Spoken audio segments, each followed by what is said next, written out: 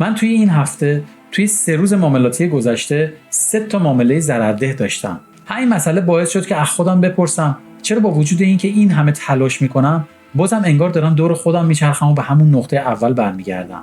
دقیقاً مثل تنابازی شدم که اول مسیر رو با آرامش و متمرکز شروع میکنه، اما وسط مسیر که میرسه یهو پایین نگاه میکنه و استرس میگیرتش، تعادلش از دست میده و میفته. منم بعد از چند تا معامله سودده دوباره برمیگردم به اون چرخه معاملات ضررده و هی مجبورم دوباره از اول شروع کنم. اما همین معاملات ضررده باعث شد که به خودم بگم که باید یه حرکتی بکنم. به جای اینکه بشینم اشتباهاتمو نگاه بکنم و بهشون فکر بکنم، باید یه حرکتی بکنم و جلوش رو بگیرم. برای همین تصمیم گرفتم که پلنمو یه بازبینی مجدد بکنم. بعد از کلی بررسی و بازبینی هیستوری 3 هفته اخیر معاملاتم تونستم بفهمم که 70 تا 80% معاملات ضررده من مشکلشون مشترکه و اونم چیزی نیست جز هیجان و عجله من برای ورود به معامله توی لحظه باز شدن بازار. یعنی یه جورایی توی لحظه باز شدن بازار اون سرعت کندلا و اون هیجان بازار به من غالب میشه و باعث میشه که من هیجانی وارد معامله بشم. و بعد از بررسی دیدم بهترین راهی که میتونم خودم پایبند کنم اینه که یه قانون محکم و مهم به پلنم اضافه کنم. اونم اینه که توی اولین کندل 5 دقیقه بعد از باز شدن بازار من حق معامله ندارم. با این کار میتونم به ذهنم بفهمونم که این یک قانونه و باید بهش پایبند باشه. توی بازبینی مجددی که از پلنم کردم دیدم که پلنم یه باگ دیگه هم داره که اون مشخص کردن حد ضرر هفتگی بود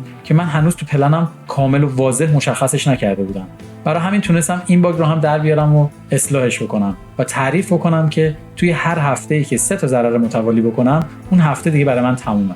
برای سوده شدن همیشه بهترین راه حل این نیستش که بهترین معاملات رو بگیریم. به نظر من برای سوده شدن بهترین راه اینه که رفتارهای اشتباه و معاملات اشتباهات رو بازبینی بکنی و بررسی بکنی و بتونی اونا رو اصلاح بکنی.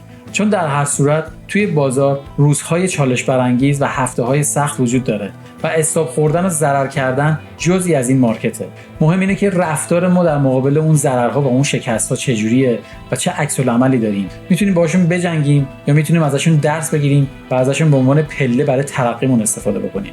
این ویدیو رو دارم میگیرم واسه تویی که داری ترید میکنی و شاید الان توی چرخه ضرر و شکست گیر کردی و نمیدونی باید چیکار بکنی.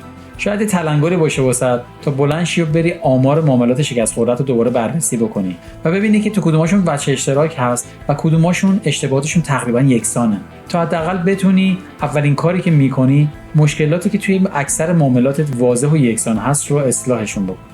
در هر صورت حد ضرر هفتگی من 3 تا معامله ضررده متوالی بود که این هفته رو با 3 تا معامله ضررده به پایان رسوندم تا هفته دیگه بتونم با این تغییراتی که ایجاد کردم معاملات بهتری رو بگیرم.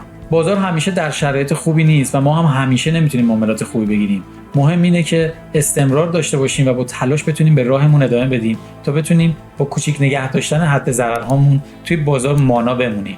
چون هر چقدر هم شما دوره، پکیج و ویدیوهای آموزشی ببینید، قابل قیاس با اون تجربه‌ای که تو لایو مارکت به دست میارید نیست. برای همین شکست‌ها و ضررها اجتناب ناپذیرن و پیش میان. مهم اینه که شما تو اون لحظه چه برخوردی با اون شکست‌ها می‌کنید.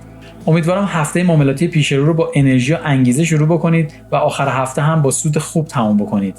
خیلی ممنون که همراه هم بودین. لطفاً لایک، سابسکرایب و اون زنگوله رو هم بزنید که من محتوای تولید می‌کنم بهتون اطلاع داده بشه. و تا اول هفته بدرود.